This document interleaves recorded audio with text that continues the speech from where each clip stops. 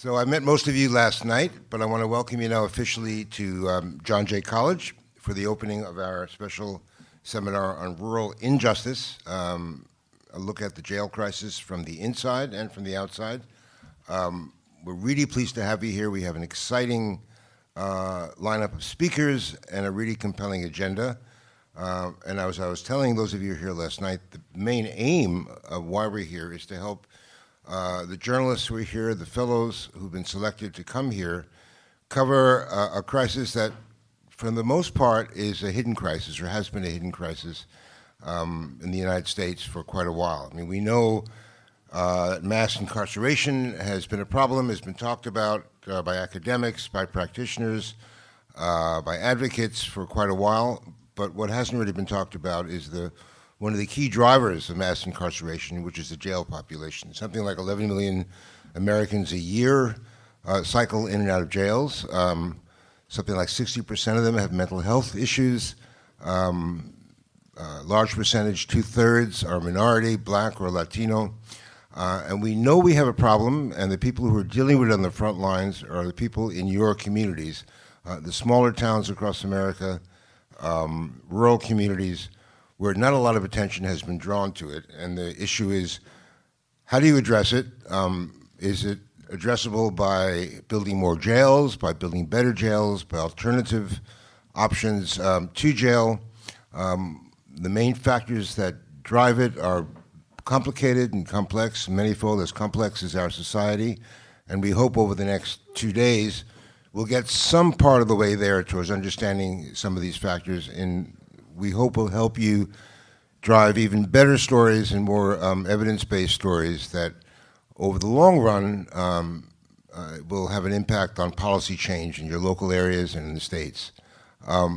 So my role here for the opening is really basically to welcome you and also to say a special thanks to the people who made this possible. The Ford Foundation and the MacArthur Safety and Justice Challenge helped us put this together. Their reps aren't here today. They'll be here tomorrow. I want to pay special heed to Al Cross, who just walked away. Oh, there he is. So Al Cross is a key partner in setting this up. He's the director of the Center for Rural Journalism and Community Issues at the University of Kentucky. He's one of the key folks in journalism today that actually works out in the hinterland, I hate to call it that, where a lot of you folks work and where a lot of the really good journalism is going on. People say that journalism is a dying profession, print journalism anyway, but I don't agree. We've had over nearly 1,000 fellows who passed through our programs over the last 8 to 10 years, and they all share the same enthusiasm and the same commitment, even at low pay and miserable hours, to tell really good stories and important stories to Americans. And you here are part of that, and we welcome you and wish you all the best for the next 2 days. I want to introduce, for our first panel, Maurice Possley, who's your journalism coordinator. So Maurice, can you come up and we'll get our panelist speakers. I said a little bit about Maurice last night, but I'll give you now instead of the 10-cent version, the $1 version of his bio. He is a designated journalism coordinator. He won a Pulitzer Prize in 2008 for investigative reporting at the Chicago Tribune, where he had been a criminal justice reporter for over a quarter century. And he's been a 3-time Pulitzer Prize finalist for his justice reporting. He now is a senior researcher at the National Registry of Exonerations, which is a database of more than 2,000 wrongful convictions in the U.S. since 1989. And it's one of the great unsung NGOs around in this country to deal with wrongful convictions. He previously worked as a research fellow at Santa Clara University's Law School's Northern California Innocence Project. And he is a prolific author. He's a New York Times bestselling author and has 3 nonfiction books. You can read his full bio in your packages, but without further ado, let me introduce Maurice, and he can introduce our first panel. Thank you.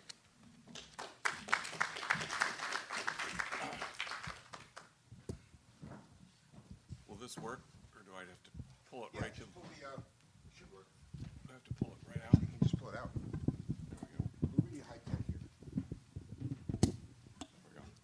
Can you hear me? Yeah. Okay. Why don't you all come on up here? I got our panel this morning is Cherise, Fanno, Burdeen from the Pretrial Justice Institute, Christian Henrichson from Vera, and Judge Stephen Leifman from Florida. And I'd like to. We're all kind of cozy. Before you start, I forgot to add one thing, that everything, as you should already know, is on the record. We are taping it, so you will have tape recordings available online at some point after the conference. In case any of you are wondering, there is a Wi-Fi, and Ricardo can give you later the free Wi-Fi access. But it's the last bit of housekeeping I wanted to add. As I mentioned last night, in picking or trying to get people to be panelists, I was kind of focused in two areas. One are people who are tremendous resources for data, who study the issue, who also know people within the community that studies this issue, and then people who are in the front lines who also personally experience some of these sheriffs and the like. These folks all deal with the data and with drilling down on why things are what they are, the state of things. And so from that perspective, I'd like to start with Christian, who can sort of talk about, in broad terms or in specific terms, where we are and what's going on here. Why are we at this, what does your data tell you? And what should we pick from this? So if you're ready for me to do data, let me stand up. Is that all right? Sure. Great. So I have a deck of PowerPoint slides, and I don't have a clicker, so I'm going to have to ask to advance. So I appreciate if you could forgive me as we work through this. So I'm Chris Henrichson. I'm Research Director for Vera's Center on Sentencing and Corrections. It is a great pleasure to be here. I've been working on rural jails data for about 3 or so years now. You'll be meeting my colleagues, Jack Norton, who's an ethnographer and has done a lot of field research, and my colleague Nancy Fishman, who works a lot of jails across the country to help them explore the jail population and explore solutions. I couldn't possibly think of a better audience to be in front of today. I'm very grateful to John Jay and to Maurice and to Steve and to Ford and MacArthur for funding this really terrific group, and really also to all of you. I know it's not easy to get away for 3 or 4 days in the summer to come to New York. Thank you so much. So we're going to do some next slide, please. So 2 top-line headlines that I'll be talking about as I go through a whole bunch of data.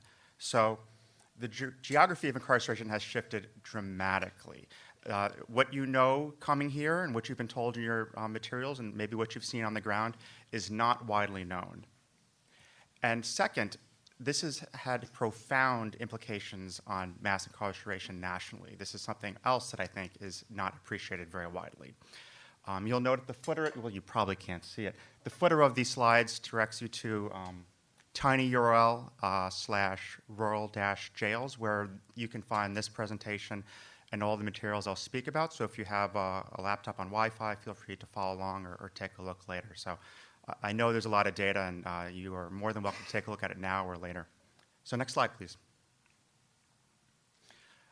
I'm sure you're all very familiar with this chart. This is the rise of pretrial incarceration in the U.S. It's gone up about 4 times since the 1970s. It looks an awful lot like the very familiar rise of imprisonment in the United States.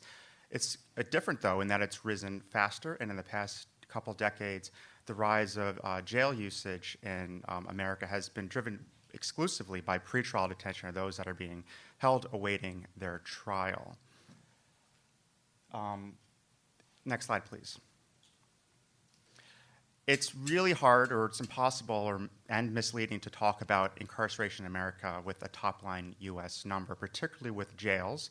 And I'll pause for a very brief definitional clarification that is surely not necessary, but just for these 2 days, jails are places where people were confined pre-trial or sentenced for generally less than 1 year, and prisons in general are places where people are sentenced to the state prison authority generally for a year or more.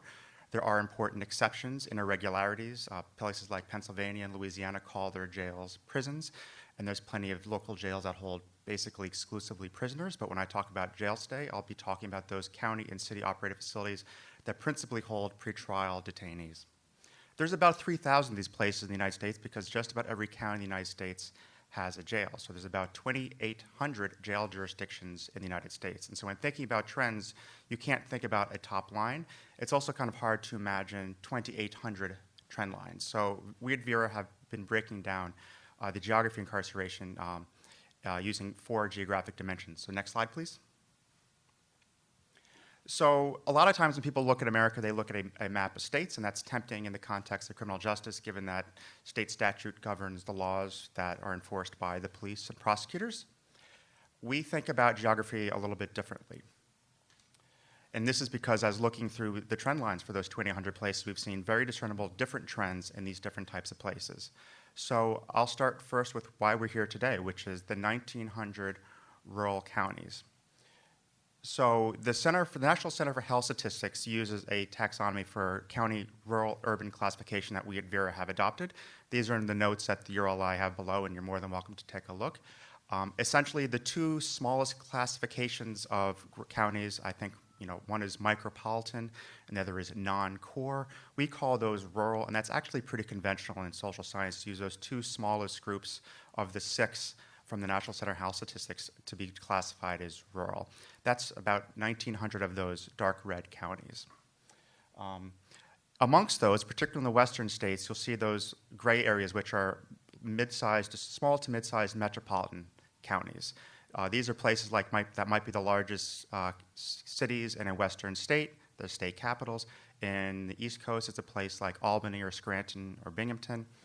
These are the gray areas. These are certainly cities. They're maybe the biggest cities in those regions, but they are not amongst the largest cities in the U.S. There are 62 what we deem large urban areas, and these are places where the metropolitan area has 1 million or more people, and the blue county is that sort of core county. And surrounding that is the suburban area. So here, core counties are New York, and the suburbs are Westchester, Suffolk, Nassau, etc. So the next slide, please. Just to put a finer point on this, I'm zooming into the East Coast, just to put a finer point on, when I say large urban counties, I don't only mean Chicago and New York. I mean places like Oklahoma City and New Orleans, Louisville, Nashville, places that large media outlets sometimes don't talk a lot about. These are in this catchment of large metropolitan areas. And the trends in these places, whether the north, the south, east, or the west, actually look pretty similar. So next slide, please. So I'm going to continue to bury the lead here since everyone knows what the punchline is. But there's a reason why people have a misunderstanding about the way incarceration looks. This is because it hasn't always looked this way. So this trend line goes back to 1970, and I have it stopping at about 1998. And I know it's kind of hard to see, so I'll try to describe it.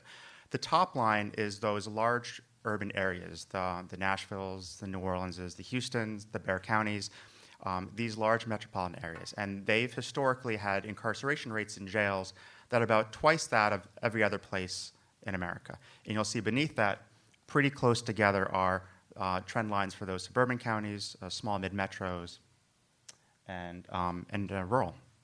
You can see in particular that the rural counties and suburban counties adjacent to large core, the dark green and the dark red, have followed nearly identical trajectories from 1970 to 1997. Above that is the small core area, or rather the small and mid-sized metros. You can also see that as time has gone on, these trend lines have inched closer and closer to large urban areas, but hadn't crossed by any means. Large core areas were by far the place with the largest jails. So take a look at this and think about what the prison trend line looks like, and you can imagine where you think these trend lines would go. The reasonable conclusion might be that, well, they'll all arc down just as the top line trend has, just as state prison populations have. If you advance to the next slide, you'll see that that's clearly what has not happened. So suburban counties have taken on the trajectory that we might expect, and there's really 2 very remarkable things in this chart. The first is something we're not going to talk a lot about today in the next 2 days, is the trajectory of urban places, which the growth stopped about in the late 1990s, leveled out, and then around 2008 began to fall precipitously. This chart ends at 2013 because that's where the good BJS data ends. And we know from headlines across the country, whether in Philadelphia or Oklahoma City or New York, that large urban populations in jails are falling precipitously fast, even beyond this trend line. Suburban areas take a similar trajectory, but the reason we're here today is to talk about the remarkable increase of rural jails since the late 1990s. That's been mirrored to a large extent by the growth in small and mid-sized metropolitan areas, small and mid-sized cities, but at least even in those places, they've leveled off and begin to decline a bit, at least as of 2013. Growth in rural places continues unabated, and from newspaper headlines, at least I'm seeing, places in rural counties are breaking ground on a new jail. This doesn't seem to be problematized as an issue, but it's clearly bucking the national trend. Next slide, please. So rural counties are small, so many of you are probably thinking, well, this is all interesting, but aren't you kind of putting your thumb on the scale by talking about this in terms of rates? Rural counties are small, so how much can this really mean nationally? Is this really a national story? So let's take a look at the data. So next slide, please. So here you have a pie chart of the incarcerated population in jails, and you can see that half of them are in those large urban counties, about 62, and about equal slivers in the rest of the country. Next slide, please. The thing is, that's 1970, and it's changed considerably since then. So could you advance to the next slide? Next. 1990. Next, please, 2000. Next, 2010, and stop on 2015. And you can see that where we are today is that we talk an awful lot about large urban jails, and we should be. There's about 186,000 people in large urban jails. There's also 143,000 people in rural jails.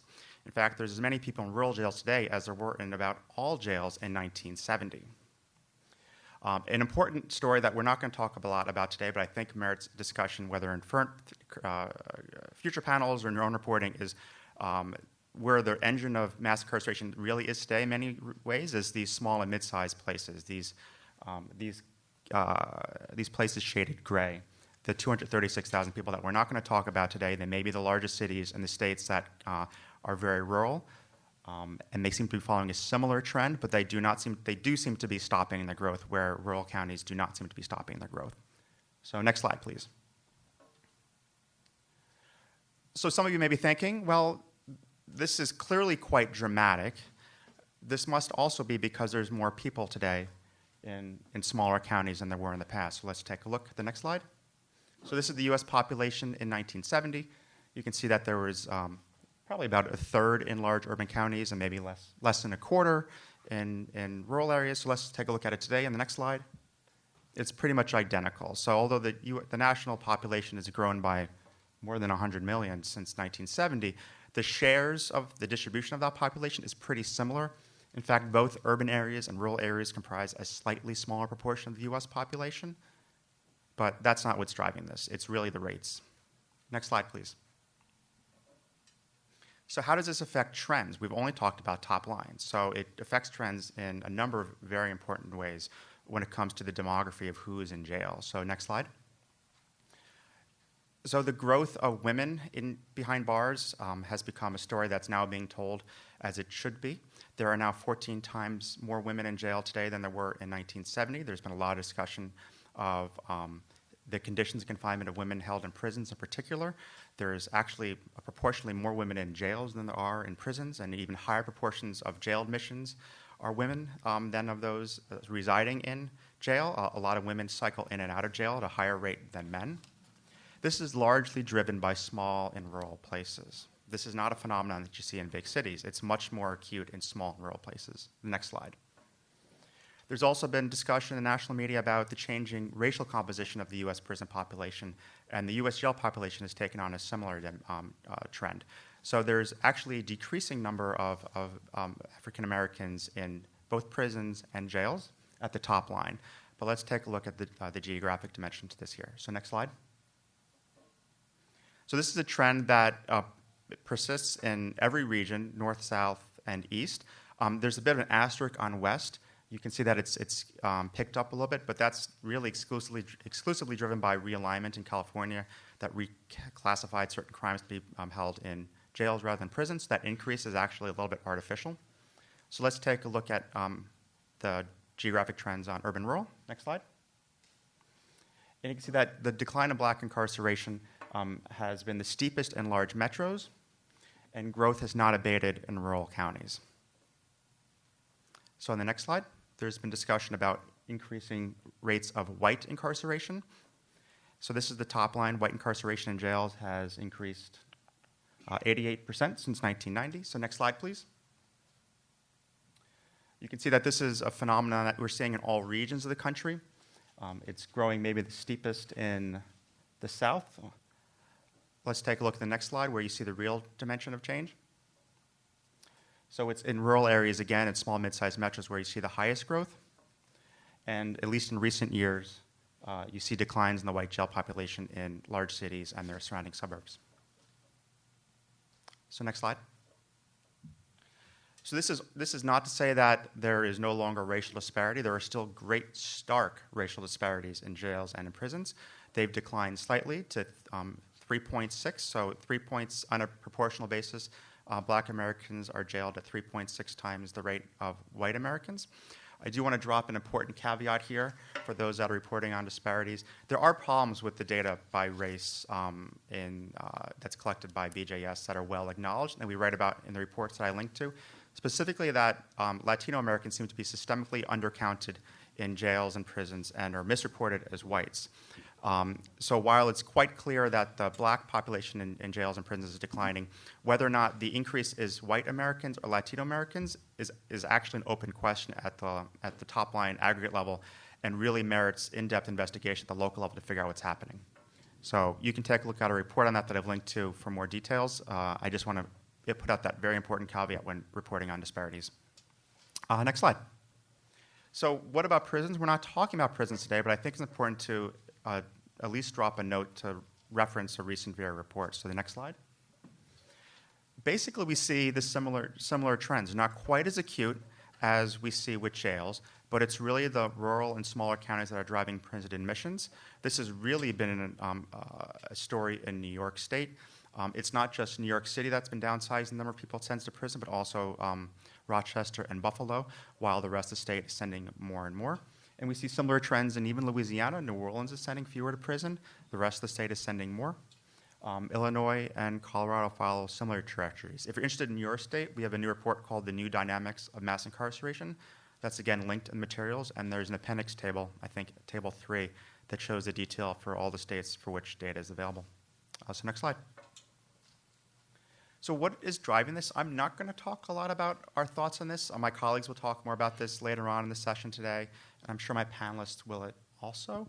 But I do want to highlight some recent polling we did, because a knee-jerk reaction, particularly those that work and live in big cities, is that, well, maybe this is about punitiveness and attitudes about crime and punishment. So let's take a look at some results to a recent poll. On the next slide. Next, please. One more, please. So we did a poll with Greenland Quizner Rosner Research, GQRR. And we oversampled rural counties to get be able to test for statistical significance. So we surveyed 1,000 people by phone in rural counties and fewer in urban and small cities. And asked them a whole battery of questions, but one of them is are incarceration rates too high? And 45% of people in rural area or urban areas said yes, only 30% in rural areas. So this could have two dimensions. One could be it's either not perceived to be a problem, meaning that they don't think the rates are not high and they are indifferent to its highness, or they're just not high. I think it's interesting to contrast this with the next question, if you advance 2 clicks, that I would be concerned if I knew that my incarceration rate were higher than others. So 70% of people in urban areas say, yes, I would be concerned about that. Interestingly, so does 60% of people in rural areas. And I think it's worth reflecting on how in the early 2000s, mass incarceration was largely problematized as a urban phenomenon. There's been lots of terrific work done on what were deemed million-dollar blocks, those places in large cities that sent so many people to prison that the state literally spent millions per year to incarcerate people from just a single city block. and justice reinvestment that took the philosophy of we need to downsize our prisons and take these funds and reinvest them into community. There's a lot of thought and leadership in the early 2000s that was really the driving force behind a lot of the reforms we saw in the past 10 years. We did not see incarceration framed as a problem in rural America at the beginning of this movement in the early 2000s. So I think it's worth thinking about how the extent to which this is happening is driven by a lack of awareness. It's very hard for a jail that's only 100 or 200 beds to seem like a problem of national significance or a contributor to mass incarceration. But when you add those up 1,900 times, they are. The reality is that in the past couple of decades, mass incarceration has metastasized from its largest cities to really almost every community in America. So next slide. Since we have a group of local journalists who will be doing locally oriented reporting, I want to emphasize another very important fact that local conditions are not necessarily their average. I've been talking just about averages right now. So next slide. So this is a histogram, and it shows the pretrial incarceration rate in 1970, and it's binned out from the first tall bar is 0 to 100 per 100,000 capita in jail. Then the next bar is 200 to 300, then 300 to 400. It sort of bins out the incarceration rates. And you can see that the most common incarceration rate in the 1970s or 1970 was 1 to 99 per 100,000, followed by 100 to 200,000. And then that was kind of where it capped out. And for reference, today the average is about 250. If you advance through the next slides on 2 or 3 or 4 clicks, we'll go to 1980, then 1990, 2000, and you can see that this tall bar has kind of fallen over. And the average pretrial incarceration rate today is about 250 per 100,000 per capita, which is sort of that second bar. But you can see that there's, and it's hard to tell if you're in the back of the room, but there's hundreds of counties, rural counties, that have rates that are 2, 3, 4, or 5 times the national average. That said, there's also plenty of counties that are below the national average. So it's really hard to paint with a broad brush when talking about rural places. So that leads to the next question on the next slide. So one more, please. Where can I get my county's data? This data is sourced from the federal government, from BJS. If you go to the next slide, we've put this all online for each individual county at trends.vera.org. And so this is a heat map that shows jail incarceration rates. And if you click to the next slide, you can see a detail for an example county, which is where we are today, New York City. And you can explore the trend line and compare it to the state average and national averages over time. New York City's had quite a bit of decline in the past couple of decades. And that's it. It's been just a great pleasure to speak with you. My contact information is in the last slide, and I look forward to your questions and comments. Thank you.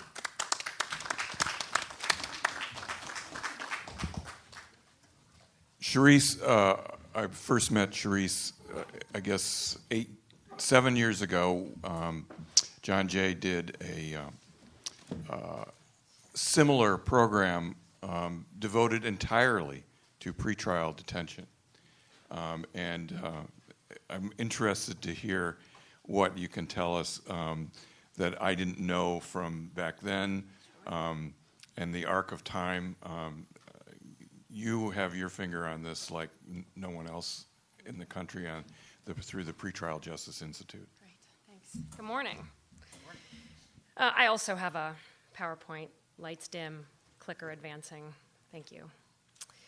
So I am really grateful not only to be here, but to Vera for the work that they've done, essentially populating and analyzing data that, while it may not be as awesome as we wish it were, it's amazing, and what they've been able to do with it makes your job a job that couldn't have been done in 2011 when we did this symposium for the first set of reporters. My job today is to give you a bit more context as to why, from our point at the Pretrial Justice Institute, the reflection in the data that Chris presented is there. So I'm going to talk to you a little bit about the pretrial improvements and the national landscape. And I'm not going to talk, I will refer to a few national averages, but really what I want to focus on is encouraging you to develop a set of really deep inquiries about why things are the way they are, where you'll be reporting. So next slide, please. So just to, before I even do this, I just want to say that really the very simple question that was posed at the head of this section, and the very simple answer, why do we see a rise in jail populations? Jail populations are a function of two things, and really two things only: the number of people going in and how long they stay. And so what we've seen in the reflection of the data that Chris presented is we've seen a huge influx in the number of people arrested and put into jails in the country, and we've seen them not be able to get out. So it's really, unfortunately, not much more complicated than that. Now, the reasons behind the why we're arresting more people, much complicated. You should figure that out in your jurisdiction. What are the arrest policies? What are the crime problems? What are the social justice issues going on in your jurisdiction? And then the answer to the question, why are they staying there that long? Don't worry, I have the answer. It's very simple: money bond. So I'm going to talk to you about that. This is the purpose of the bail decision. I also want to say we have resources that are available to you. In 20 minutes, I'm not going to give you the history of bail in America. I'm not going to give you your Pretrial Justice 101 course. All of those things are actually available for free on our University of Pretrial website. So university.pretrial.org. It's free. You go on, you register, you get a profile, and there's something called Pretrial Justice in 60 minutes. If you fast forward, you can get through it on that high-speed dub sound in about 40 minutes. We sound like we've taken helium if you do it that way. This is the main purpose of the bail decision. The courts have ruled that when someone comes before a judge or a magistrate, they're supposed to be considering three things. The bail decision is to provide due process to the people who've been arrested. It's to maintain the integrity of the judicial system. That means things like protecting of witnesses and victims, and also making sure people show up for court. And so these are the three things that a court is supposed to be considering, the system is supposed to be considering as the purpose of the bail decision. What you don't see up there are things like, make sure we get our pound of flesh now because you can't count on the rest of the court system to provide that certainty of conviction. It doesn't say things like, well, we don't really like a particular kind of crime in this neighborhood, and so we're going to over-incarcerate for that and under-incarcerate for other things. There's supposed to be some actual fairness associated with this process. Next slide. There are only two Supreme Court, everyone's talking about the Supreme Court these days, there are only two Supreme Court cases that really, and a slight third, that have to do with bail over the last 100 years. The first one was actually back in like 1956, 1957. It was Stack versus Boyle. Stack versus Boyle said, hey, guess what? Americans have the right to an individualized bail determination, meaning if Fiona and I are arrested for the same thing, but we have different backgrounds, we actually should have those backgrounds considered. If she is a multiple, long-term, criminally involved person, and this is my first offense, and I was actually just riding in the car with her, she's a very bad influence on me, we shouldn't actually be treated the same. The Bill of Rights entitles us to be treated individualized. And then in 87, Salerno ruled that essentially not only could appearance in court, many people don't know this, but prior to 87, the only thing that courts could consider was appearance in court as the reason for determining what your bail conditions would be. It wasn't until 87 in which the Supreme Court also said that public safety or community safety was now also a legitimate thing that a judge could consider when making a bail determination. But Rehnquist, not really the most liberal justice we've ever had, said, but don't forget, liberty should be the norm and detention the carefully guarded exception. And what Chris's data shows you is that most of the country went, nah, we're not going to do that. So keep going. Next slide. So we are required by law to maximize these three things at the same time. And if you can imagine, it is a balancing act, right? We are asking the system to do something that considers essentially what could be considered two almost in paradox or contradictory notions. How do we maximize liberty while also maximizing the outcomes we're supposed to be maximizing? Next slide. So I'm going to talk to you about how places make that decision, and these are questions you should go home and ask of your local system.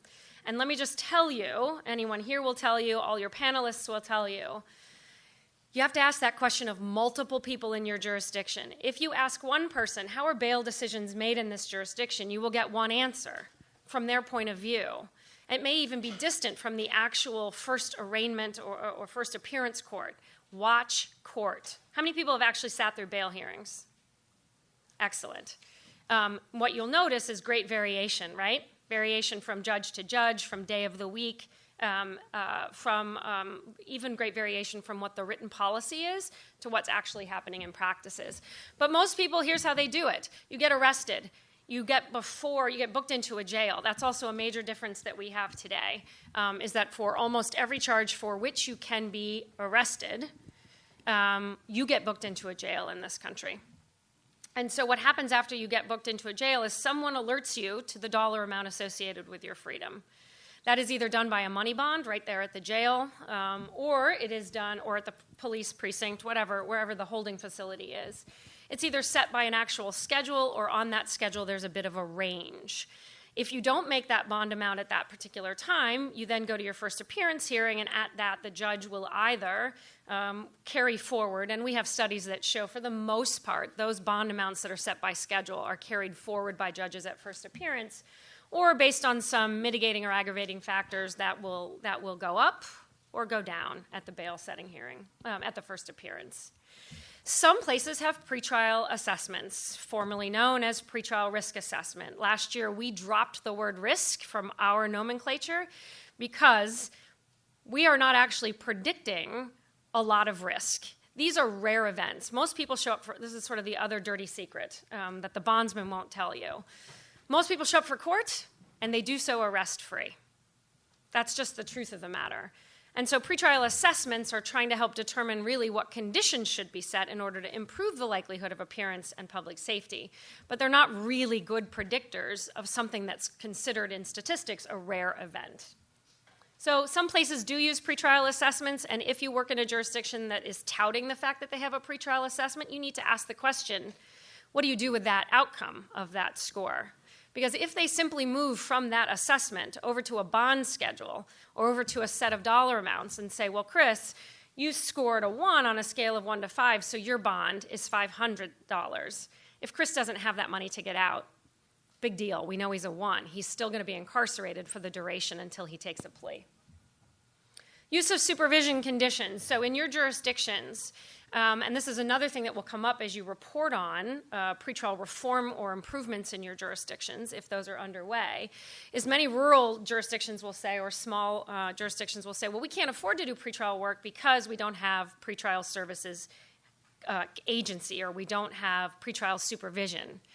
Nobody in this country lives in a jurisdiction in which someone isn't sentenced to probation. So if you have probation assets, if people are on community-based supervision in your jurisdictions, they actually do have a mechanism through which they could provide court reminders, as well as people just being able to touch base, which is the most common condition, is a call-in or a visit to some supervising agency.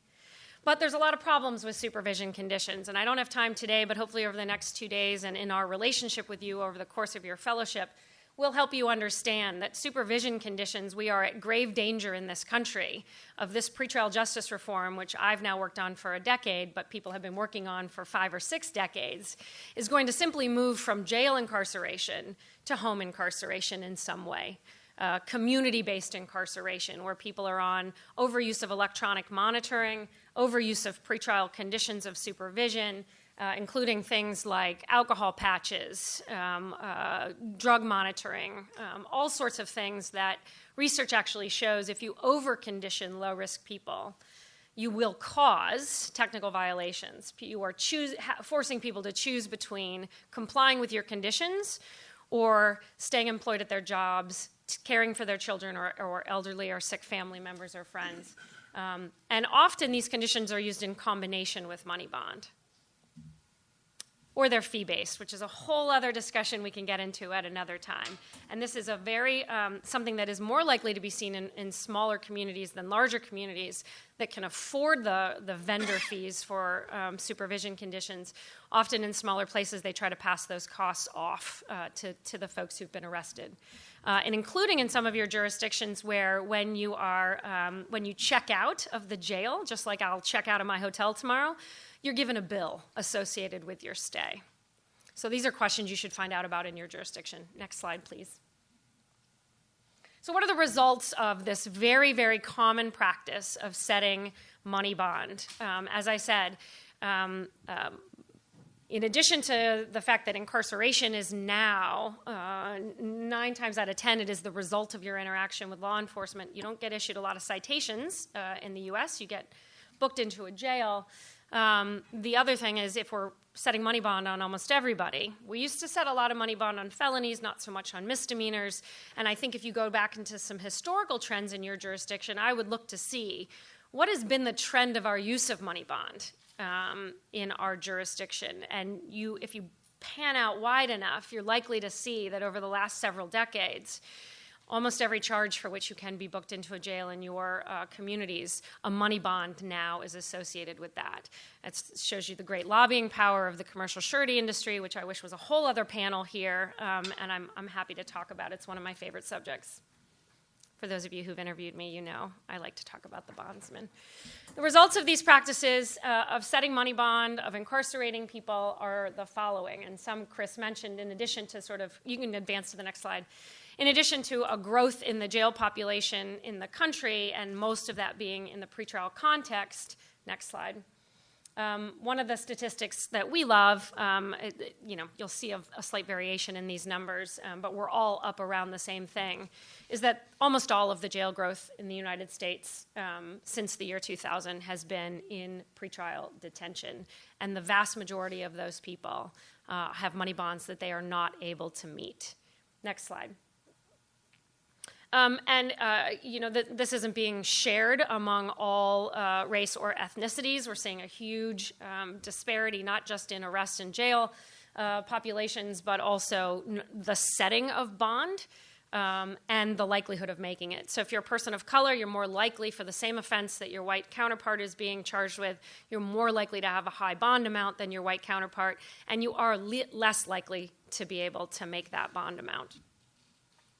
One of the other things you might want to take a look at in your jurisdiction is where is the concentrated extraction of money bond.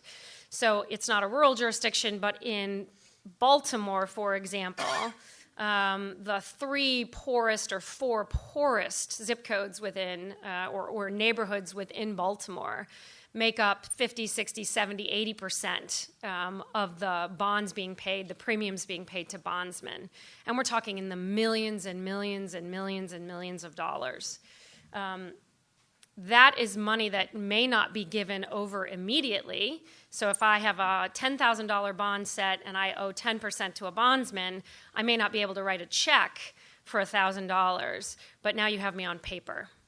And so I'll give you $10 today and you'll put me on a payment plan. And so it is the extraction of that wealth over time.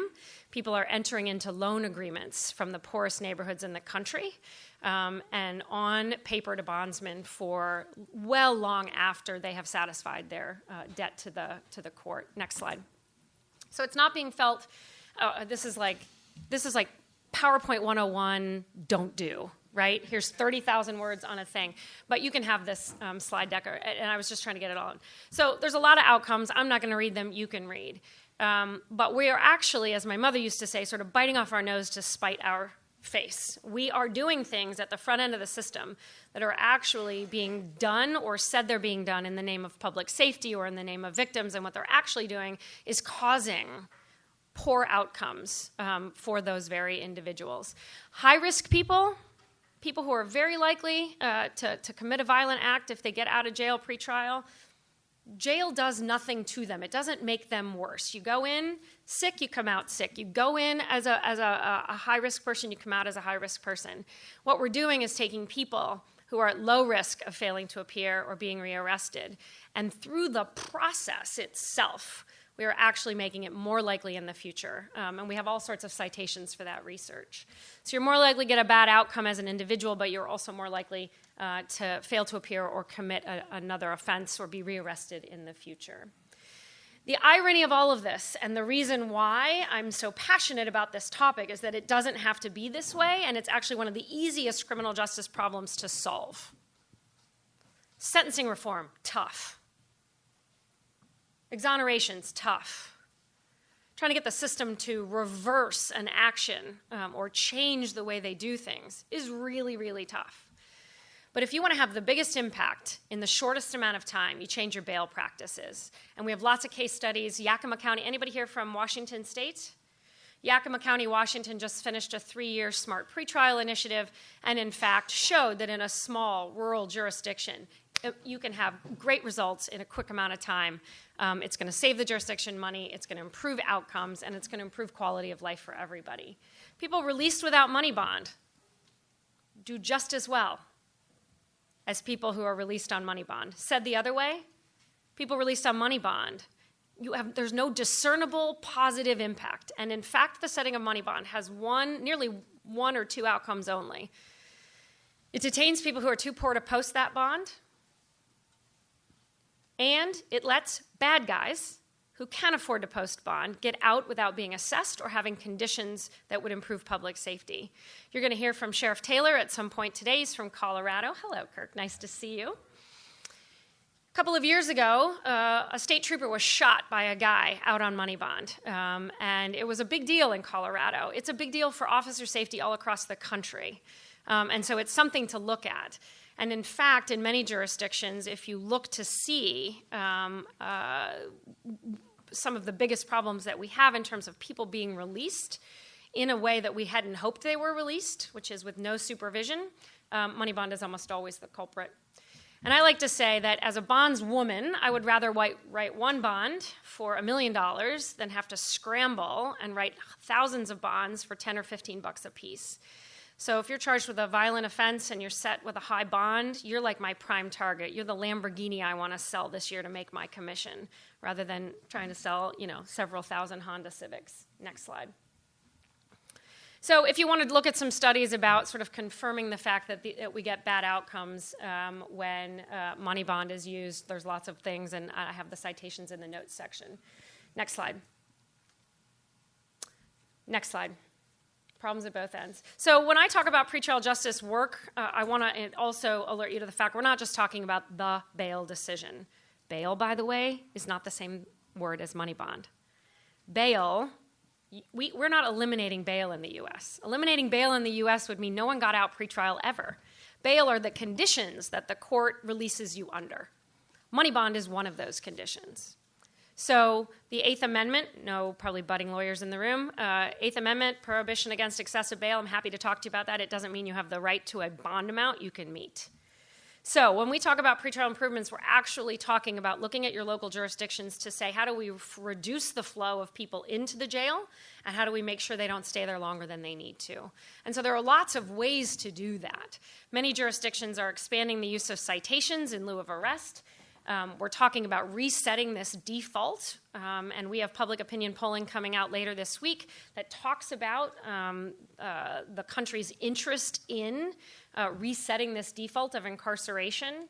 We're talking about working to remove or eliminate monetary conditions, but we're also talking about things like, are your public defenders actually at the hearings at which someone's liberty is at stake? 2008 Supreme Court case, Rothgary versus Gillespie. Take a look at it. Many jurisdictions are moving in the direction of making sure, because we know, it shouldn't really shock you, having an attorney with you at the hearing in which your liberty is at discussion actually improves the outcome of those hearings. Or prosecutors. When are prosecutors reviewing these cases, either for a reduction in charges, because the police may have overcharged or there just isn't the evidence to support that probable cause claim, or, and you're going to hear from just an amazing guy who's going to talk about mental health and the work that he does down in Florida, or are people eligible for referral to specialty courts, problem-solving courts, veteran court, mental health, domestic violence, anything? Is the prosecutor looking at that within the first couple of days, or are they looking at it 30, 60, 90 days later? After someone has spent a long time in pretrial incarceration. So it's about really refocusing the limited resources we have to this early decision, because if I'm charged with something, that's what my bond is set on.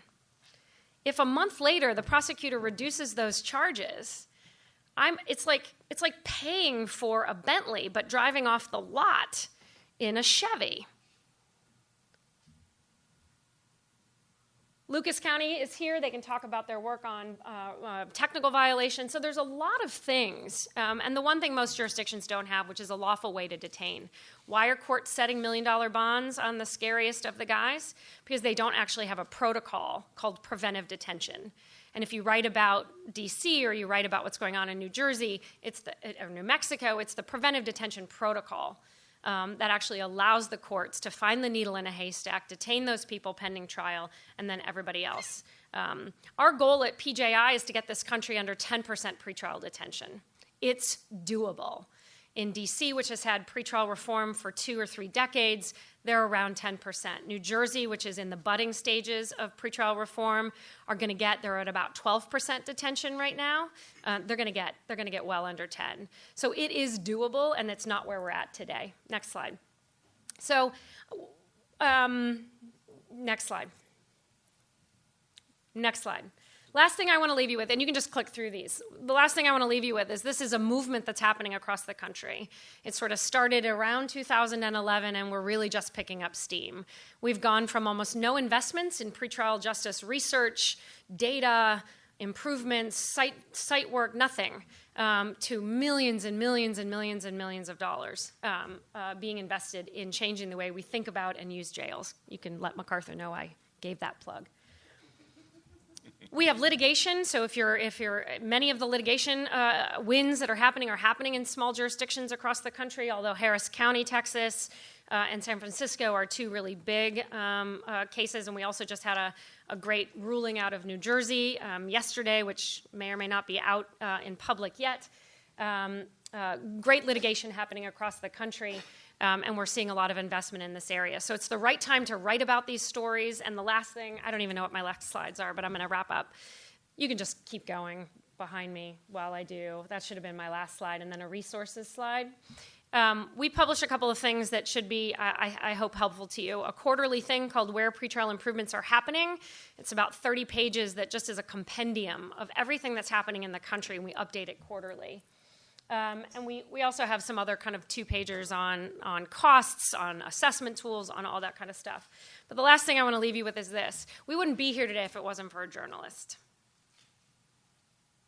Laura Sullivan, 2009, 2010, NPR 3-part series. It wasn't until that moment in time when she released that, and she won a Peabody for that. It wasn't until a journalist put this story on the map in a way that was understandable to readers and listeners that we saw any shift from funders, from the government, from stakeholder groups, from anything to actually begin to recognize that if you want to talk about ending mass incarceration or changing the trajectory of mass incarceration in this country, it's not just focusing on jails. It's focusing on pretrial detention. And so I'm really grateful to all the reporters. You're sort of the folks who are making this happen, and we need you to keep at it. Okay, super last thing I'll say. I really hate everything the bondsmen do, but the one thing they're doing that I actually hate, and I love to hate it, is that they are focusing on the investment by MacArthur in jurisdictions across the country and asking, they're twisting the view. Oh, $3 million has been spent in this jurisdiction, and look, the jail population has gone up. Transparency about this system and about the data and about the decisions, and you're going to meet stakeholders in this room. Judge Zamuda is one of my favorites who, as a system stakeholder, is standing up saying, hold me accountable for the oath of office I took, for the work that I'm doing, and don't let this system go unnoticed anymore. And to the extent that journalists can raise up and profile system stakeholders like Judge Leifman and Judge Zamuda and many other, and Prosecutor Krasner, who you're going to hear from, who are saying this is what we've been doing is crap, it's produced the wrong outcomes, and we should be held accountable for that work.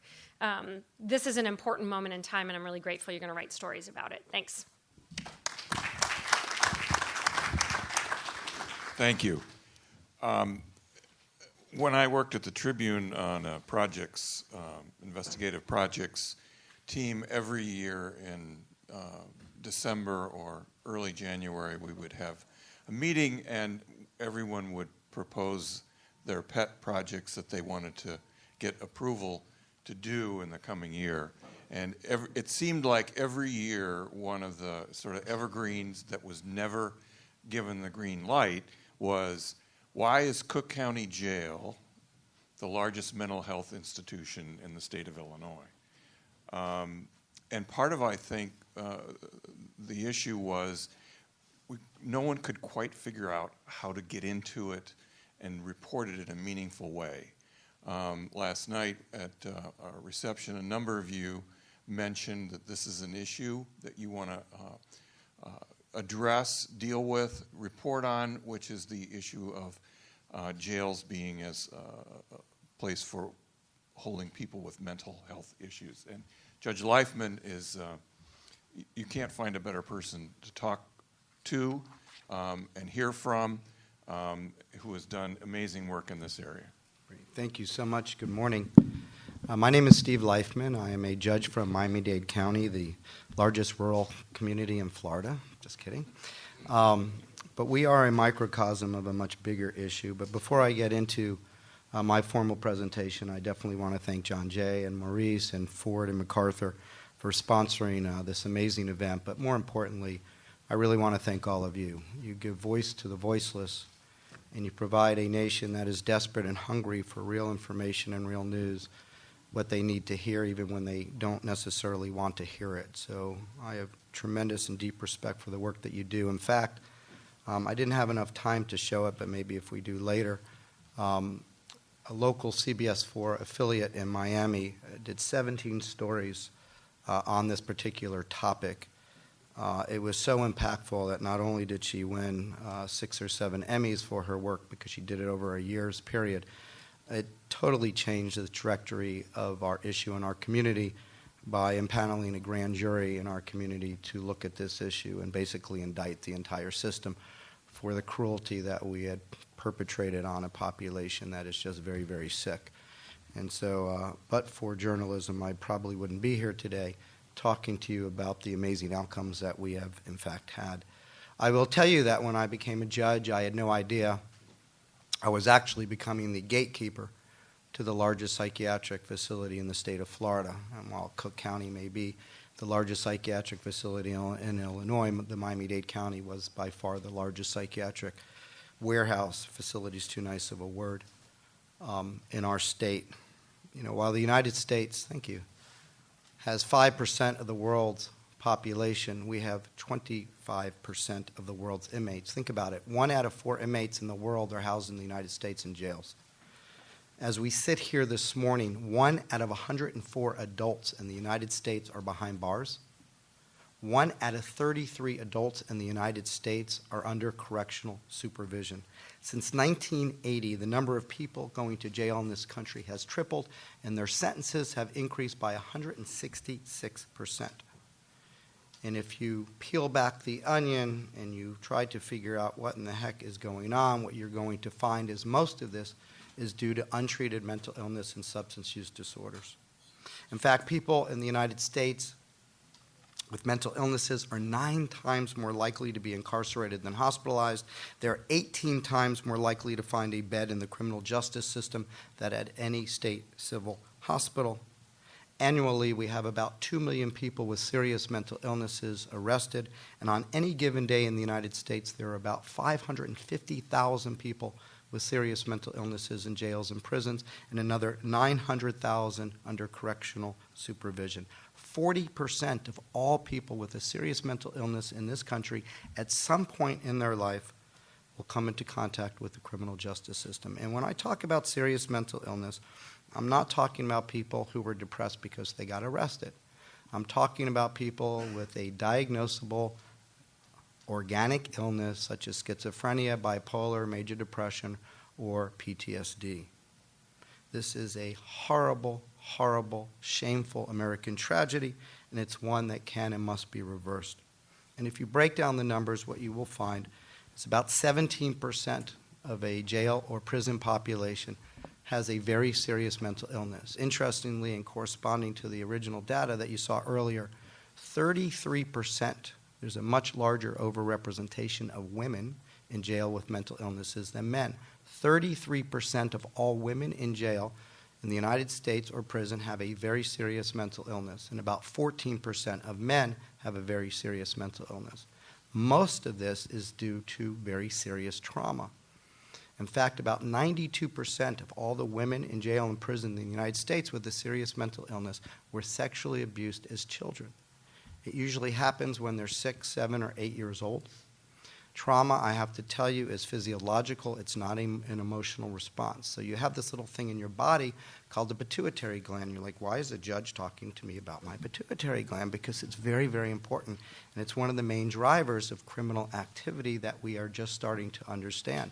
So this little pituitary gland is kind of your warning system, and it works faster than all the computers that you have at your desk. And so if you're 6, 7, or 8 years old and you're getting sexually abused at home, because most of this is familiar, it's not stranger, the pituitary sends a little message to the adrenaline. The adrenaline releases a chemical called cortisol, and the cortisol goes to the brain. It's your flight or fight mechanism. And if you cannot escape the trauma, the cortisol continues to produce and hit the brain pretty hard, and it overdoses the brain, and it permanently alters brain activity, and this is what causes PTSD. But what happens is the mom usually turns a blind eye because the perpetrator often is a breadwinner. Sometimes it's the father, the boyfriend, the stepfather, and so it goes on for long periods of time. The child usually is afraid to tell anybody, so they don't. They start to act out in school. The schools do not wrap their arms around the child to find out why they're behaving the way they are. They're removed from the class, put into a class with other bad kids, and finally, when the creep stops, or the child gets old enough to get away from the situation, they now have a very severe case of PTSD. And the symptoms of those illnesses are really rough.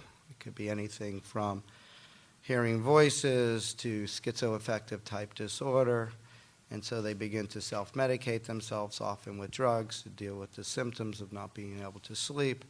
Eventually they run away, eventually they turn to prostitution to pay for their drugs, and eventually they end up into the criminal justice system when they were victims at 6, 7, or 8 years old.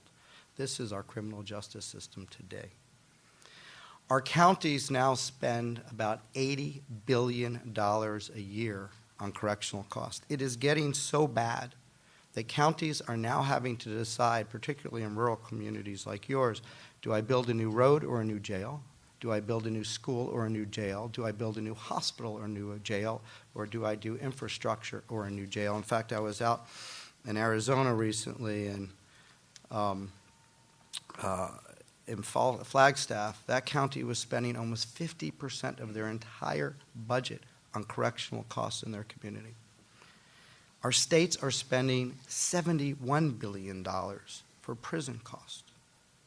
In my own state, the number of people with serious mental illnesses is exploding in our prison system. And so while our prison system has basically leveled off in growth, the people with mental illnesses are continually growing at a very, very high rate. In fact, it's growing so fast in Florida that if we don't do something on a massive scale to stop this growth, Florida's going to need to build 10 new prisons over the next 10 years just for its mental health population.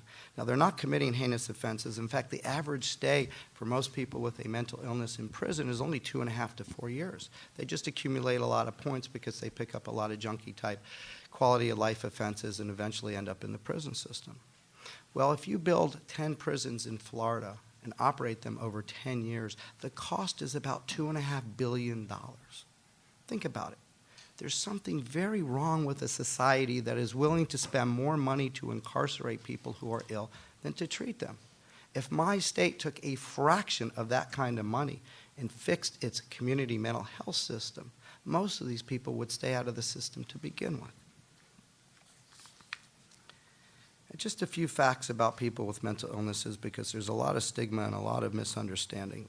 One thing you need to understand is that most people, well, I should say this, people with mental illnesses are no more dangerous than people without a serious mental illness. In fact, they're much more likely to be victims of violent crimes than perpetrators of violent crimes. And on medication, people with serious mental illnesses are actually much less dangerous than the general population. And recovery rates for people with serious mental illnesses are actually better than for people with heart disease and diabetes. I became very involved in this issue in the year 2000. I had a very serious case in my courtroom where the defendant was a Harvard-educated psychiatrist who had a late onset of schizophrenia. He became homeless. He started to recycle through our criminal justice system, and he ended up in my courtroom where he had a full-blown psychotic episode that was very disturbing to everybody. And it turned out, because of the way the laws were set up in Florida at the time, I had very little authority and jurisdiction to be able to do much for him because he had only committed a nonviolent misdemeanor type offense. I learned 3 very serious lessons as a result of this incident. I learned that Miami-Dade County, as it turns out, has the largest percentage of people with serious mental illnesses of any urban area in the United States. It's almost 3 times the national average. 9.1% of my general population in Miami-Dade lives and suffers with a very serious mental illness. That's about 197,000 adults and 55,000 children. Only about 1% of that population actually gets services through the public mental health system. About 35% of our inmates at the time in our local jail had a serious mental illness. We were spending $500,000 a day.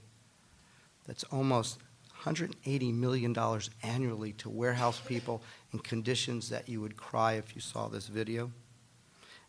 3.5 of our 9 floors of our main jail had become mental health floors. And because conditions are not conducive in any jail in the United States for people with mental illnesses, they generally stay 4 to 8 times longer than someone without a mental illness for the exact same charge at about 7 times the cost. And at the time, because we had done so little to train our police officers on how to deal with these issues, we had more than 25 people with serious mental illnesses die during an encounter with a police officer because the law enforcement officer didn't know how to handle the situation. That was the first lesson I learned as a result of this case. The second lesson I learned is this was not just a local problem, but it turned out to be a state and national one as well.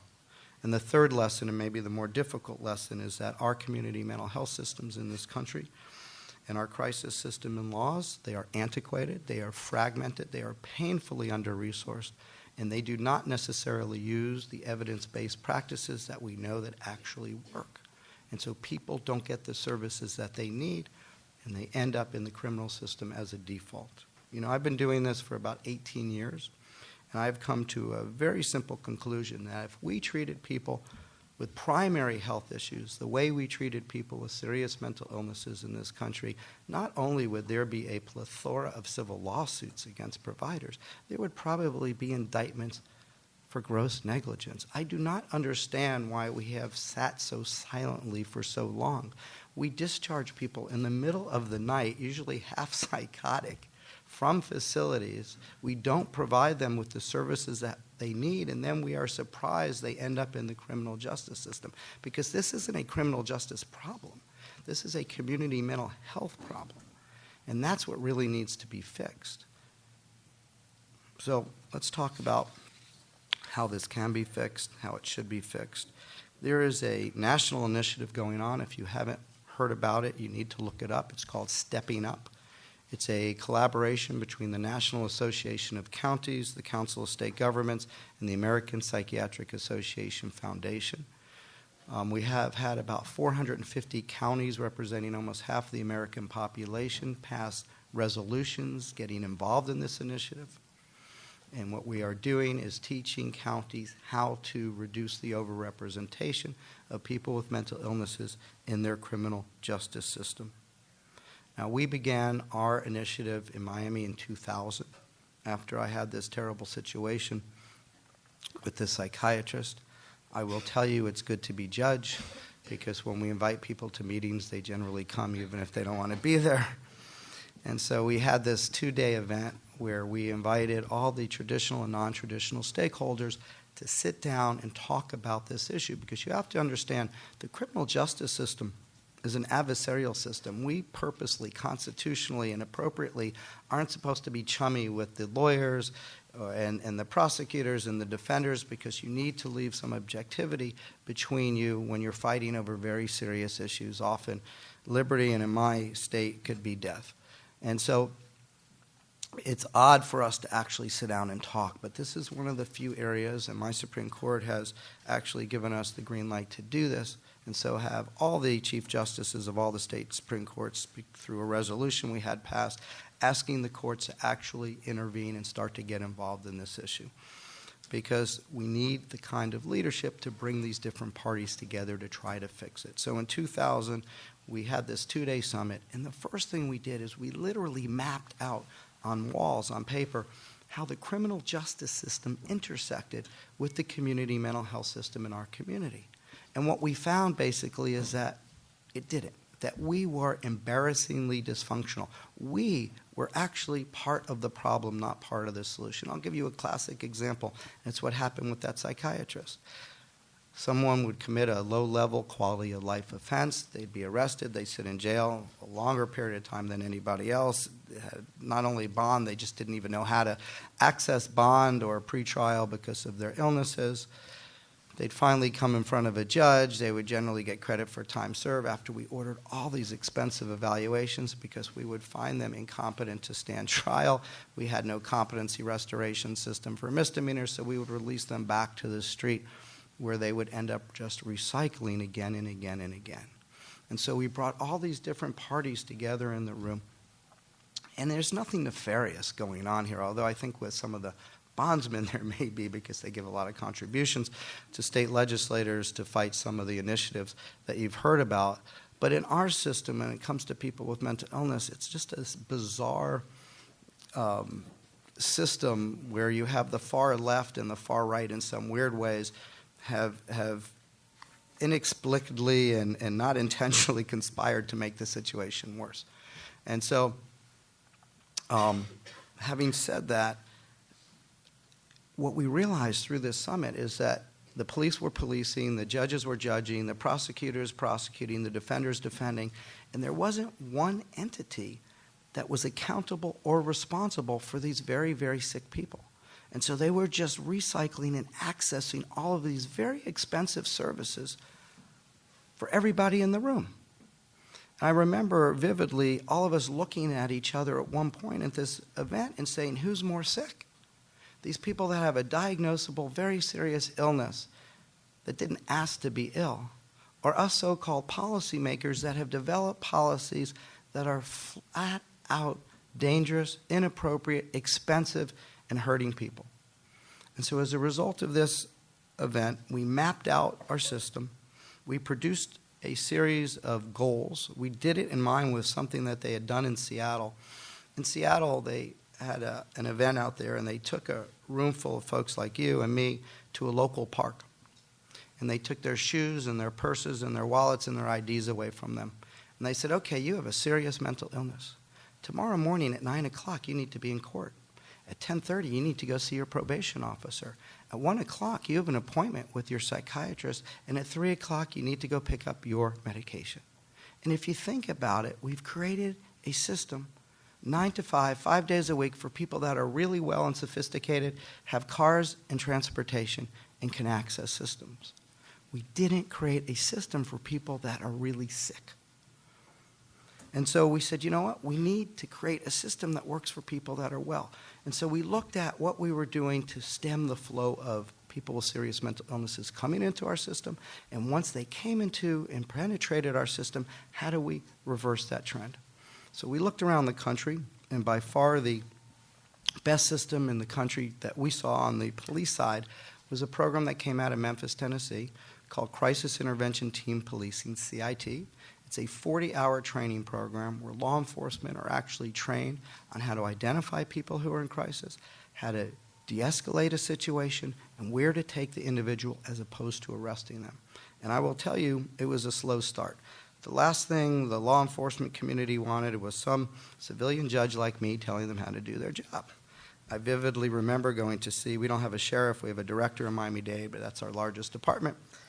And I went to see him, and I was selling him or trying to sell him on this CIT concept, which we had just started.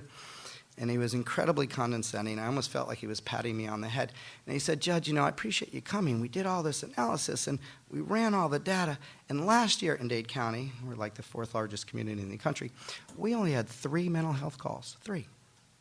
And I'm not exaggerating. I said, well, Director, I appreciate you doing that, but these calls don't come in as a mental health call. They come in as domestic violence, vagrancy, there's all kinds of things.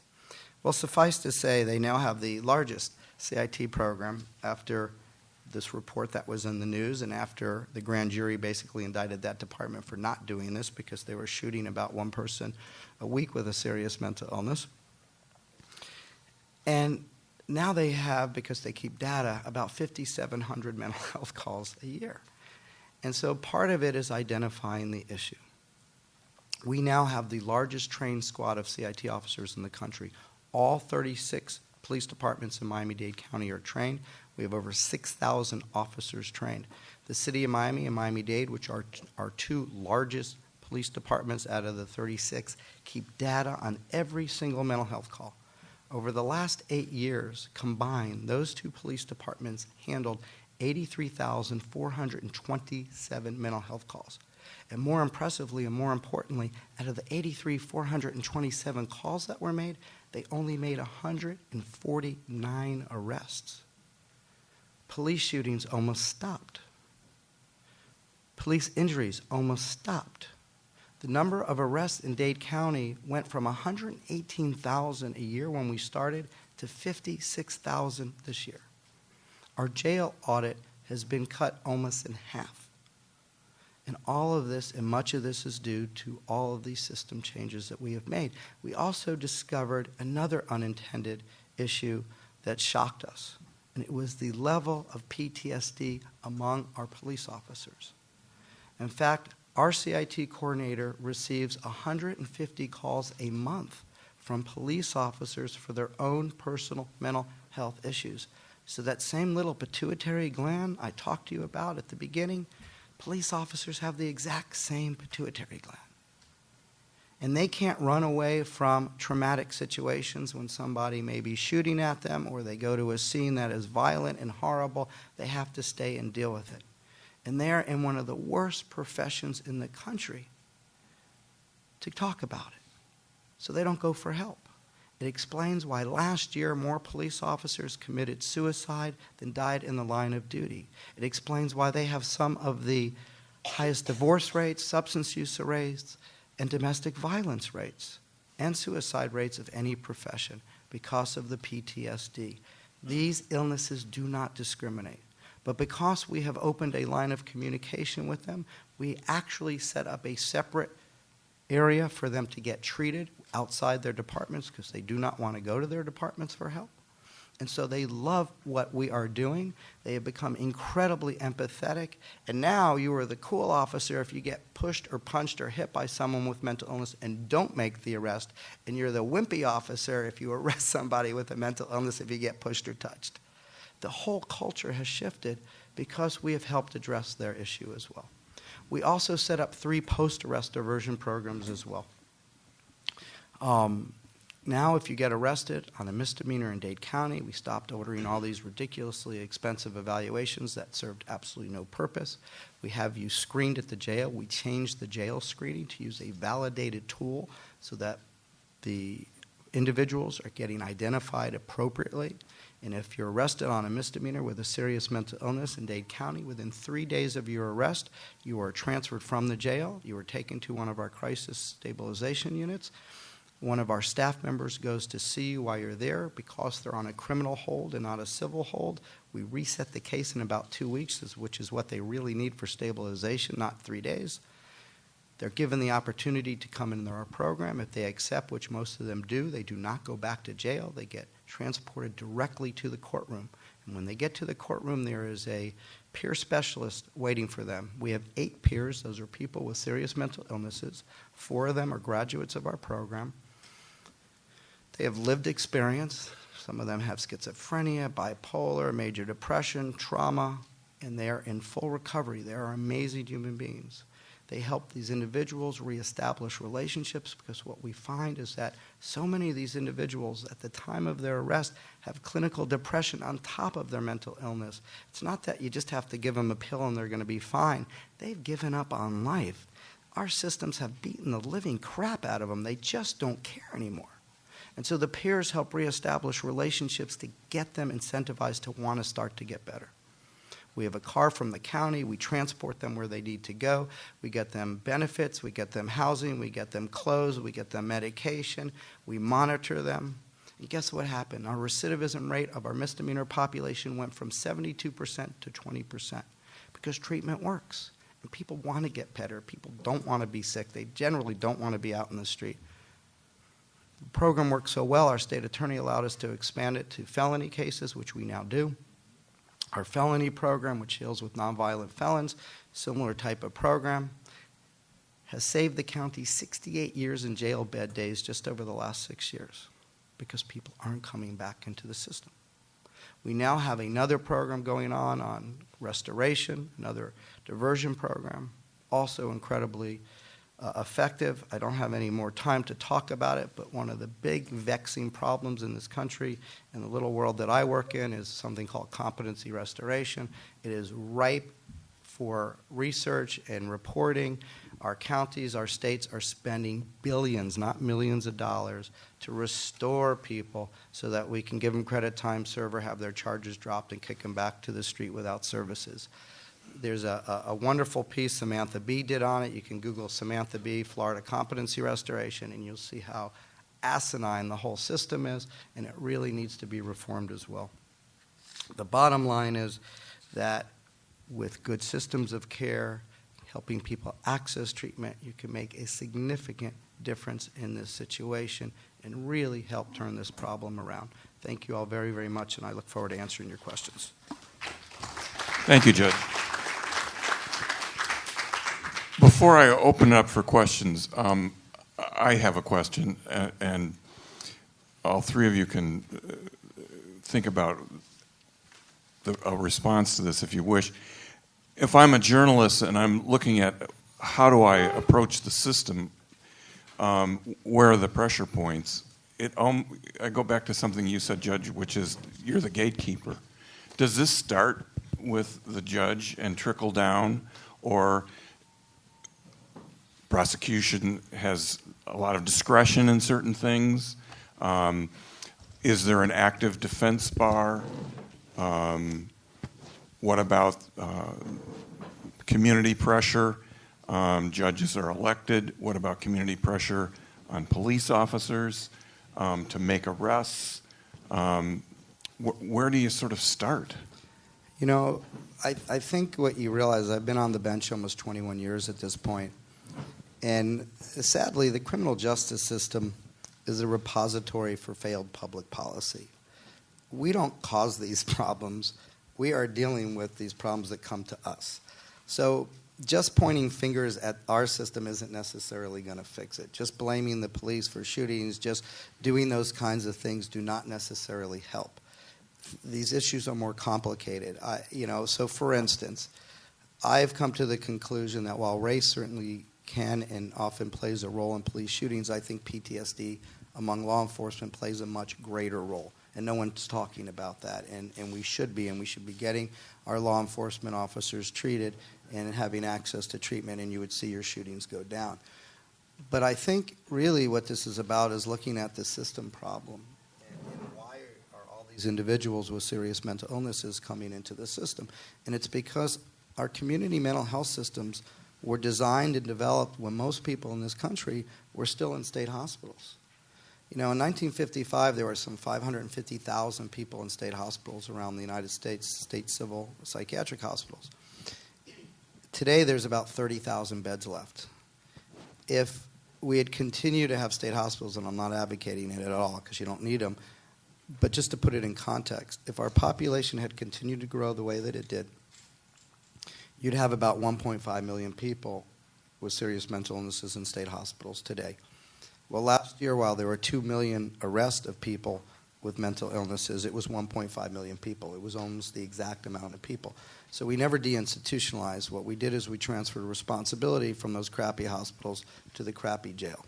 And so the state, the community mental health system never got funded the way it was supposed to get funded. And it was never designed for the most acutely ill. And so we've taken this whole population and they hit a buzzsaw. You had major cuts in housing. You had a war on crime, war on drugs, and closed state hospitals and a community system that wasn't designed to treat them. And so what we need to do is look at that part of the system. And if there's any blame to go around, it's that we have not treated these mental illnesses as real illnesses and funded them in ways that we do primary health issues. And so we really need to restructure the community mental health system, and it has to be better designed to handle people that are more acutely ill. Thank you. You want to address that? Sure.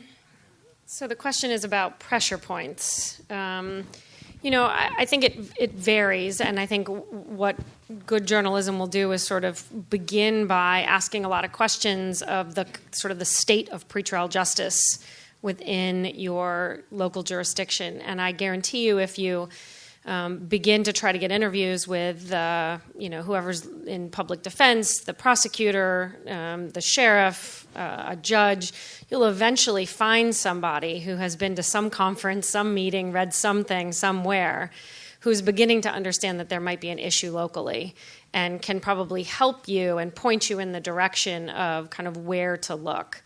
I think we have seen, in terms of putting what you would consider pressure on a local system to begin to look and make improvements, is that there's really no wrong door. Some of this is being spurred by legislation, some is being spurred by litigation, some is being spurred by community groups who are, beginning to become aware that there are alternatives and their jurisdictions are simply not using it. One of the kind of things that we've known from public opinion polling over the last 5 years is that most people are unaware of these issues. So your general readership is completely unaware of these issues. But the good news is when they become aware and then get educated only slightly. I mean, we're talking about during the course of a public opinion poll, coming back to them at the end of the poll 20 minutes later saying, now that you've actually heard some stuff, and we've talked a little bit about this stuff, do you has your opinion changed? And with very little education, people are moving from, I had never thought about this system before, to why the hell do we do it this way? And we want alternatives to the way in which we're doing things today. So I think you can find those pressure points, you can exploit them, and you can really do a service to your community right just from the very beginning and just explain the way things are working and the outcomes we're getting. Just real quick, the criminal justice system is not an innovative system. I mean, it's designed to handle masses amount of people as equitably as possible, the same way whether you're in Seattle or Miami. And so innovation often comes by the outside to us. And it's not as nefarious as people necessarily think. You have young lawyers coming in, they get trained to do things a certain way, so they don't ask questions like, why are we setting bail on this? It's almost because this is what we do. And so we need to be educated as well that we're possibly doing it the wrong way, and journalism plays a critical role in doing that. Florida is unique in that the grand jury system not only indicts people for capital offenses, but they actually do grand jury reports on major social issues in our communities. And so when this reporter, and this doesn't happen anymore, her first two pieces were 11 and 12 minutes on the 6 and 11 o'clock news. It's unheard of, 2 nights in a row. And overnight, she changed the entire dynamic. And fortuitously, the grand jury was getting impaneled 3-4 weeks later, and they were asked, what issue do you want to look into? And they said the overcriminalization of people with mental illnesses. And this report just was this amazing, enlightening piece of work that came out of a journalist's, desire of the horrors that were going on in our jail. Otherwise, it probably would not have grown the way it has grown and allowed us to make such structural changes in our own community to fix it. I think the one thing I add is that there's, of course, a temptation to point to the underlying social drivers, whether it's drugs or mental illness, or point to the stakeholders who are varied, whether the prosecutors, the judges, the police.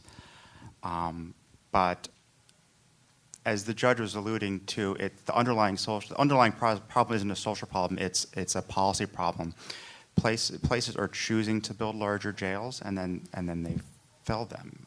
And right now, there's just dozens and dozens of places across the country that are contemplating small rural places, $20 million new jails, and they think this is solving the problem. And it's about reframing what the jail is used for and having a broader conversation about how we ought to be spending our money. You know, someone I think Cherise mentioned, maybe it was a judge, you know, do we pick a jail or do we pick a mental health facility? They aren't offered that choice. The jail is put up for a vote, and that's it. It's not like we could do, you know, a school expansion, or we could do mental health, or we could do a new jail. It's just jail. And I'll tell you, the privatization of prison scares the hell out of me, because then you're going to have a financial incentive that has access to legislators to build more. And so we have to really think this stuff through and look at the ramifications of where we're going. I do think I agree with you talk about the war on drugs. You know, there seemed, starting in the 70s, 80s, to me, as someone who's covered criminal justice, that what we've seen is an approach, meaning that we're going to let the courts solve our social problems. So we're just going to shove it all into the jurisprudence area. We did a great job, didn't we? And now this is the residue of, we have full jails, we have full prisons, we have, and it's not creating, it's not making anything better, it seems to me. I'd like to open for your questions, I'm sure. Okay, I'll come around with the mic. And say who you are, and so where you're from, and... Hi. My foot's asleep, I'm sorry. I'm Whitney with KUER in Salt Lake City. I had a question for Cherise. You were talking a little bit earlier about the concentration of finding where the concentration of money bond is in your jurisdiction. How do we go about finding something like that? Right. So by law, there are supposed to be reports filed, depending on what the name of your insurance regulatory system is in your state. There are supposed to be reports filed by the commercial surety industry. So there are really kind of two ways you can find out this data. One is to try to go through the insurance department reports to see where these bonds are being written in your state. The other is to try to go to the court system and get data on at least the setting of the money bond. Often courts are very poor at keeping data on who actually makes that bond amount. But all of this should be within sort of the open records request that you can do, or in straight dialogue if you have a system stakeholder who will help you get that data. So either go to the courts and see where money bond, who's having money bonds set. And in Maryland, it might be good to look at the Maryland report that was completed. A lot of this stuff is also done in Maryland. We have an amazing public defender, a chief public defender for the state, and he has actual research capacity within his state office. And so often you can also go to the public defenders and ask these questions of them. Next question. I'll come around. Hi, I'm Deborah Berry with USA Today in the Washington Bureau. I know there's many proposals out there for criminal justice reforms on the national level, congressional level. Are there any that address enough of these issues for you? And particularly since there are local issues as well, are there enough state legislators or lawmakers that are doing enough to address either a little piece of this whole issue? All of you.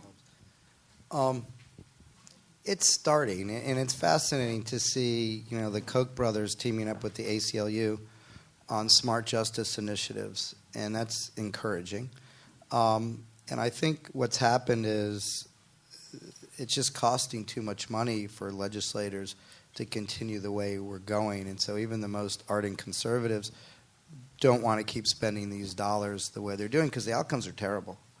It's much more economically feasible with much better criminal justice outcomes to provide treatment for people, at least in my area, than it is to incarcerate them. We also know that a day in jail for someone with serious mental illness is re-traumatizing, often makes their illness worse, and puts them in a worse shape when they come out. If they had employment, which is usually not very often, they lose that employment. If they had housing, they lose that housing, and they are more likely to recycle through our system. So there is a good change on the way. I'm seeing a lot of initiatives which are encouraging, but we need to get there faster. And again, I would encourage you to look at the Stepping Up initiative, which is one of the biggest national issues, at least on the mental health system.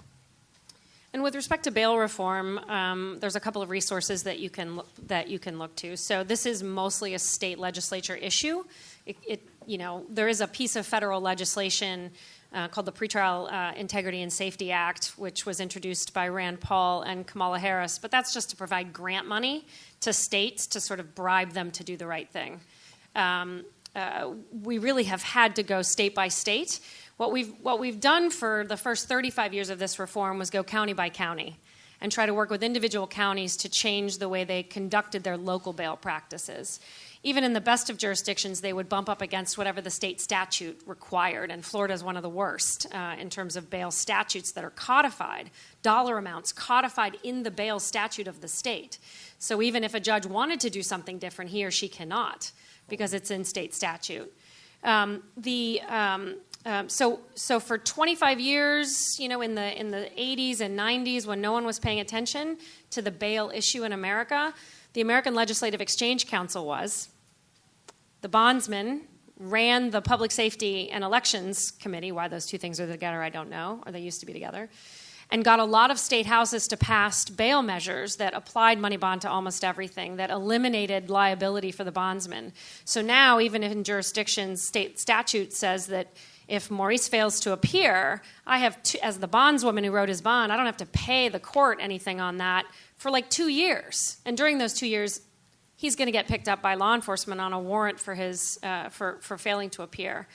So we have to use that same mechanism, right, that the bondsmen have used to eradicate liability and to move money bond into this country, to use those same statutes.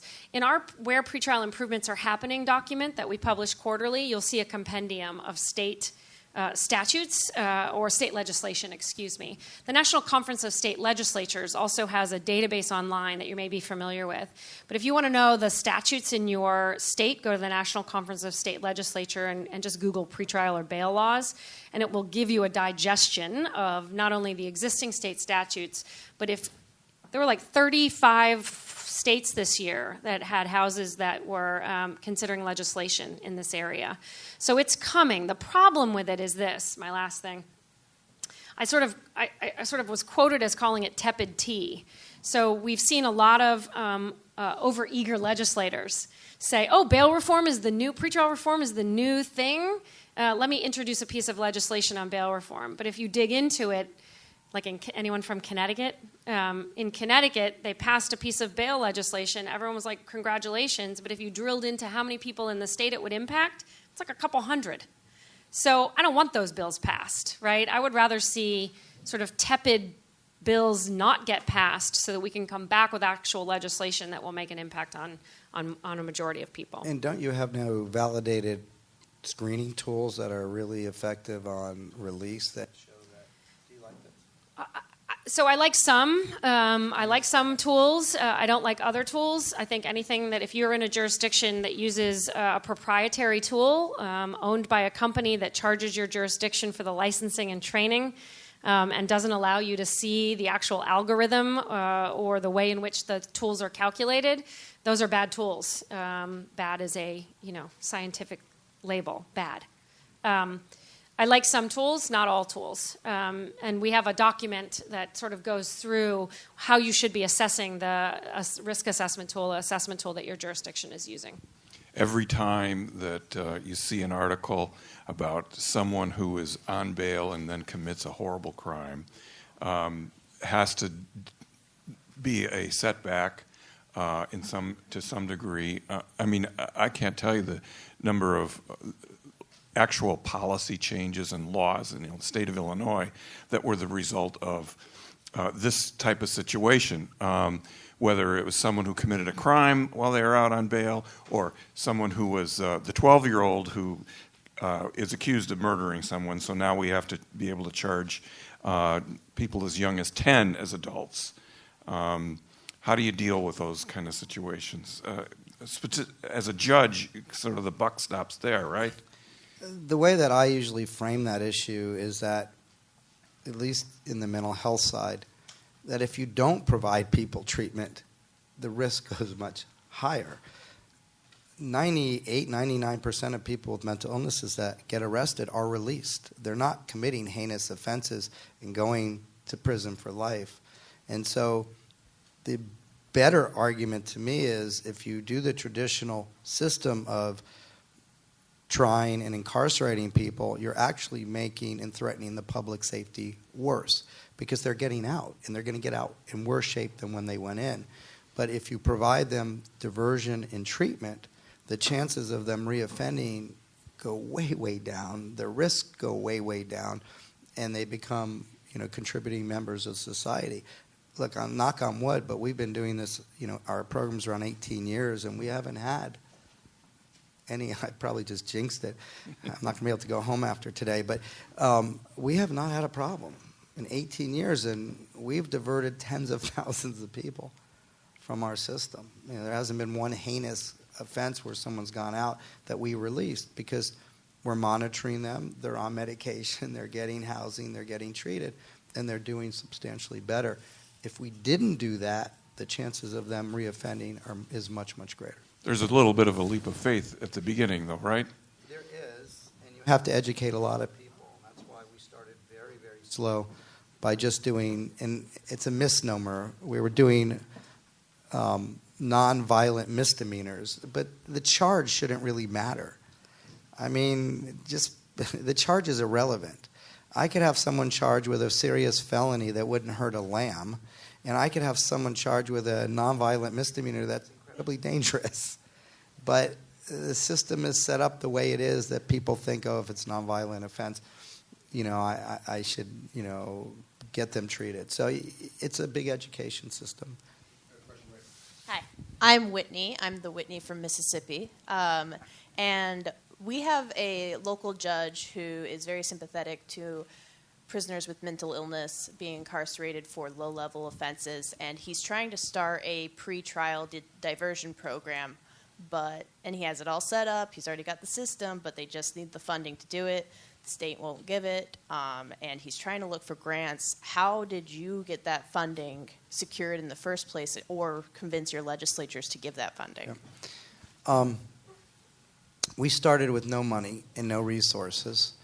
I was embarrassed to ask my county for any money at first, because we were part of the problem. We were spending in the court about $1.5 million to $2 million a year on psychological evaluations for misdemeanors so that they could be released back to the street.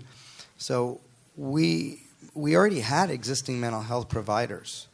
I didn't need any initial dollars, to be honest with you. I just learned how to access what was already existing.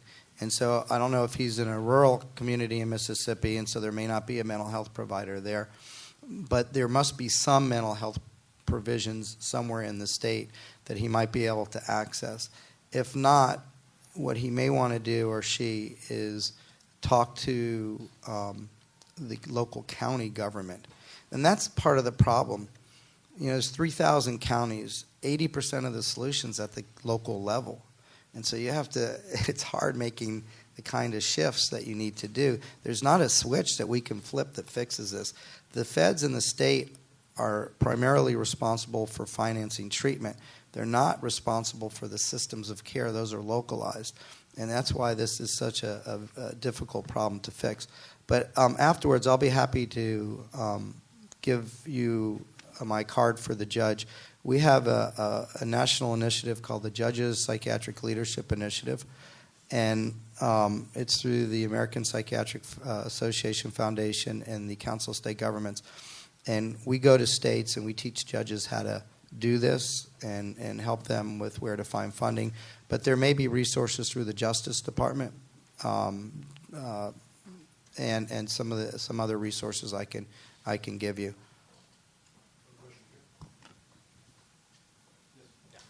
Hi, I'm Paul from the Keene Sentinel in Southwest New Hampshire.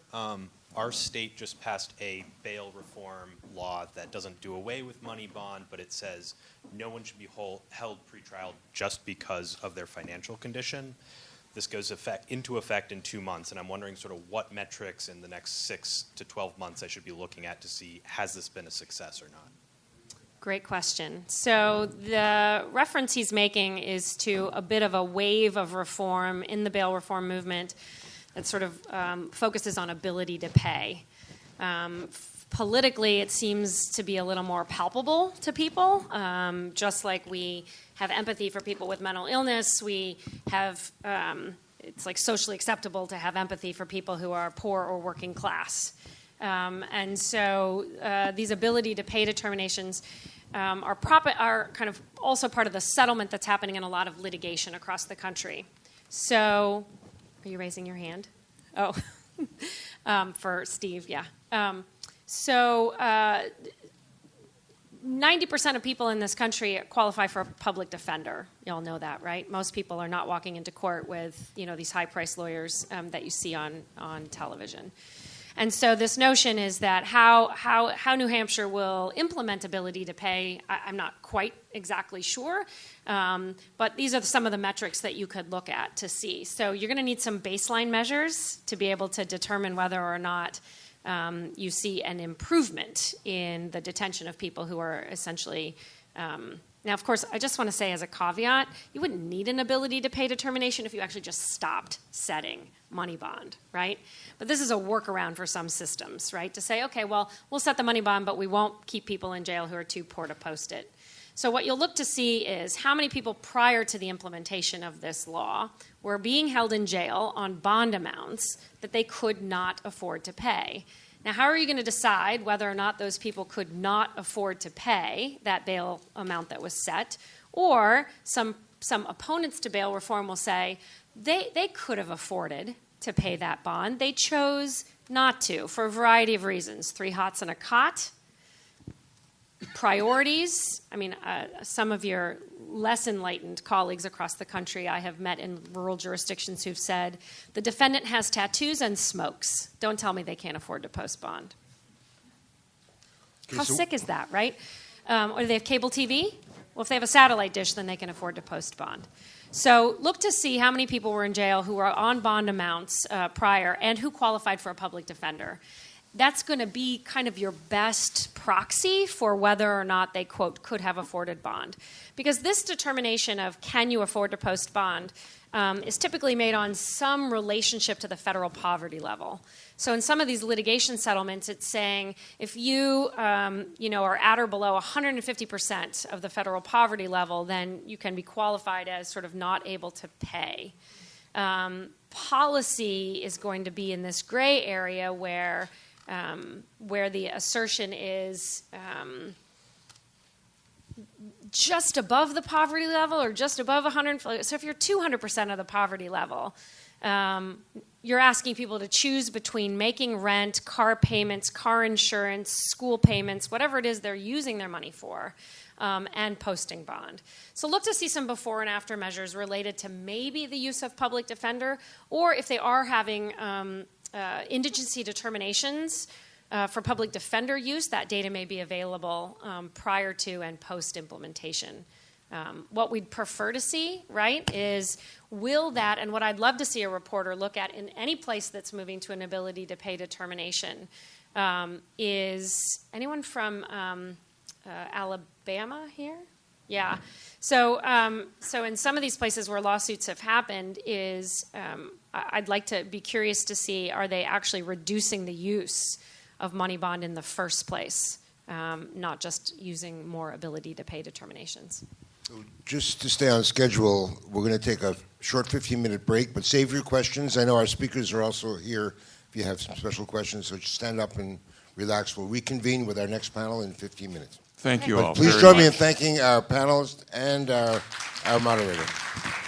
Thanks, guys. This was great.